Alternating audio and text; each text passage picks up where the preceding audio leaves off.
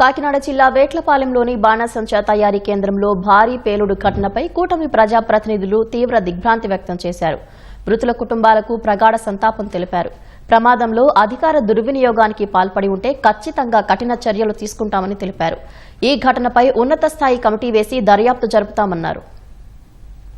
జరిగిన విషయం అయితే చాలా బాధాకరమైన విషయం. ప్రమాదానికి కారణం అయితే ఏదో ఫైర్ ఇంకా అయింది కాబట్టి దాన్ని కనిపెట్టలేని పద్ధతి. సడన్ గా బ్లాస్ట్ అవడంతో పెద్ద శబ్దంతో బ్లాస్ట్ అయిందని విన్నాను నేను. ఈ సంఘటన జరిగిన వెంటనే చంద్రబాబు నాయుడు గారు అక్కడ ప్రోగ్రాం ఆపి ఇక్కడ అధికారులతో కానీ మాతో కానీ పర్యవేక్షించి వెంటనే సంఘటన స్థలానికి వెళ్ళమండం జరిగింది. అందులో భాగంగా అందరూ కూడా సహాయ చర్యలు చేస్తున్నారు. ఇంత బ్లాస్టింగ్ అయ్యి కిలోమీటర్ పరిధిలోని అందరి బాడీలు చెల్లా చెదిరైపడి ఉన్నాయంటే ఎక్కువ మోతాదులో అక్కడ మందుగుడు సమానం ఉండి తీరాలి ఖచ్చితంగానే.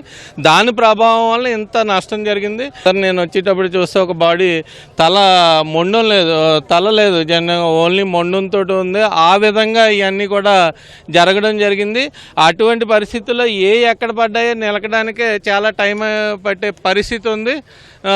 కనుక ఇవన్నీ కూడా ఐడెంటిఫై చేసిన తర్వాత ఒక క్లారిటీ వచ్చిన తర్వాత ఏదైనా డెసిషన్ తీసుకుంటారు. డెఫినెట్లీ అందులో అధికార దుర్వినియోగం మాత్రం ఉందంటే మాత్రం తక్షణమే ఎంక్వైరీ చేయటం జరుగుతుంది. ఎంక్వైరీ చేసి ఇందులో ఎవరైనా సరే దీన్ని బైపాస్ కనుక చేసి పర్మిషన్స్లో కానీ లేకపోతే సెక్యూరిటీలో కానీ బైపాస్ చేస్తుంటే మాత్రం డెఫినెట్లీ దీన్ని సస్పెండ్ చేస్తారు. అలాగే బాధితుల కుటుంబాలని